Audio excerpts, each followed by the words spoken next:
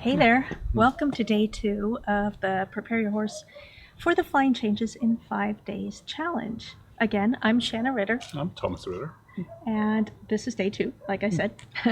Today we're laying the foundation for the horse. What are the skills for the horse? Let's maybe go over those again really briefly and then talk about how we can establish those skills in the horse. What is our approach? How do we do this? Yeah, to recap from day 1, the prerequisite skills of the horse are being able to shift the weight from one side of the body to the other effortlessly, seamlessly, changing the bend effortlessly, seamlessly from left to right and right to left, and being able to move the pelvis left and right without compensatory movements of the shoulders. So if you move the pelvis of the horse, the shoulders should be able to stay on the line and not swerve left or right or drift away from the line altogether. And also without hesitation, that it's really smooth and easy for the horse. Exactly. So these are skills that you can train at the walk, at the trot, even at the halt already. And in order to prepare the horse for the flying changes, you will do a lot of walk and trot work, right? So it's maybe a misconception that a lot of people have, that in order to improve the canter, you have to canter a lot, or in order to train flying changes, you have to practice a lot of flying changes. But actually the majority of the work is done at the trot, especially to create the suppleness, the balance, the straightness, the coordination, the body awareness and so on that the horse needs.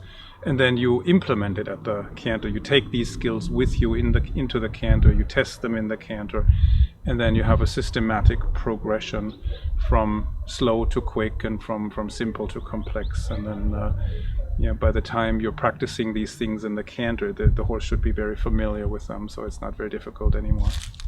And so these exercises, they're all based upon biomechanical elements. Exactly. There are exercises with which you can test each individual skill. The exercises that involve weight shifts, exercises that involve changes of bend and that involve moving the pelvis, and you can put them together too. So you practice combinations of shifting the weight, changing the bend, and moving the hips. And we've selected one of those exercises that contains all three. And then you will find out very quickly whether this is easy or hard for the horse. And if it's difficult, then you can find out very quickly which part of the exercise is the most difficult one. And then you can work on that skill that's being asked for, in at that juncture where the horse is having trouble. Yeah, so let's jump right to the exercise and take a look at that. Okay, so here is the exercise, croup in, croup out, and volte.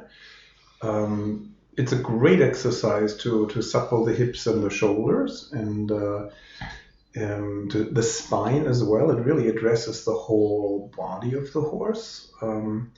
It brings the left legs closer to the right legs and vice versa, and it brings the hind legs closer to the front legs, has a straightening effect too, because as you come around the corner to the beginning of the long side, immediately change the bend, shift your weight to the old inside hind, and ask the croup to move away from the wall, but keep the front legs on the line. That's important. You want to be able to move the hips and shoulders independently of each other. So just do this 3-4 strides, 5 strides, and then bring the haunches back out. So you shift the weight towards the outside of the arena, you change the bend again. So as you're sitting on the outside hind, ask the inside hind with your inside leg to move over, and basically it's a moment of crossing. And as soon as the croup is back on the outside track, you ride a volte to the inside.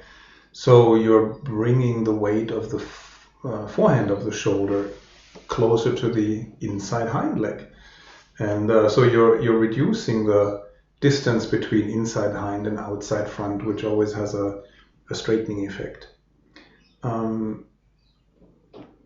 After the volte, you repeat, right? Croup to the inside, counter bend. Croup to the outside, bend to the inside. Turn the shoulders away from the wall. It's an exercise you can do in the walk and the trot. You're addressing 3 corners of the horse's body, right? If you think in terms of the horse's body has 4 corners. At each corner there is a leg, right? So you're talking to the 2 hind legs and the outside front leg in a sense in this exercise. Like, so the 2 rear corners and the outside front corner. You're using both legs and the outside rein. Inside rein very little, just to recreate the position of the bend to the inside. So more driving than restraining aids, right? There's a constant weight shift every few strides. The sidestepping loosens up the hips, the hindquarter muscles of the horse. Changing the bend loosens up the spine, mobilizes the spine. And turning the shoulders onto the volte mobilizes the shoulders. And overall, so it brings the hind legs under the body, and it transfers the weight more onto the hind legs as a result of the volte and the sidestepping. It's a great exercise to improve balance and straightness and overall suppleness, which means at the end of this exercise the horse will be probably softer in the back. The back will lift more, top line will stretch more, rein contact will be more even. The horse will probably be rounder, more on the bit than before. And you could ride this on a 20-meter circle too, by the way. You could ride this counter shoulder in position on a circle instead of a straight line. They're both very effective. You can ride a version of it in the canter. In the canter, you would keep the bend to the inside, so it would be haunches in instead of counter shoulder in, and then straight, and then turn. That's a good supporting or preparatory exercise for flying changes.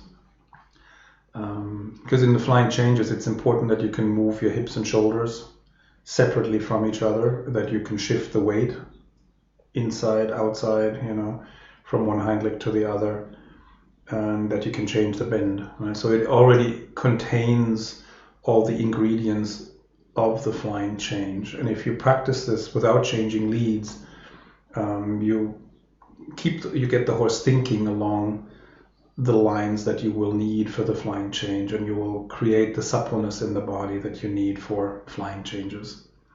So with horses that are advanced enough, you can do it at the canter. With the lower level horses, you can do this definitely at the walk and at the trot, And if the counter shoulder in is more like a leg yield rather than counter shoulder in, that's okay too. It's more about mobilizing the hips by moving the croup in and out, and then mobilizing the shoulders by turning, and mobilizing the spine by changing the bend. So those are the important parts, the important aspects of it. And try it out. Let us know how your horse responds, and if you find it effective or not. So there you go. That was the exercise for day 2. Go and ride the exercise if you can, and then report into the Facebook group your results. If you can, video yourself riding the exercise and post the video in the Facebook group. We'll give feedback and support, and we'll even choose a couple of videos to give some hot seats on. Hot seats are where we look at the video with everyone and we review it and talk about what we see going on, what could be better, and we give some tips and advice for how to improve this so that you're not just being criticized, but we're going to actually help you. And then show up for our Q&A today, and then we'll see you tomorrow for day 3, which is same thing, but for the rider. We're going to talk about how to develop the skills, laying the foundation for the rider. So how to develop the skills for the rider. And we have a Feldenkrais lesson, of course, for you tomorrow. So we'll see you then. Yep.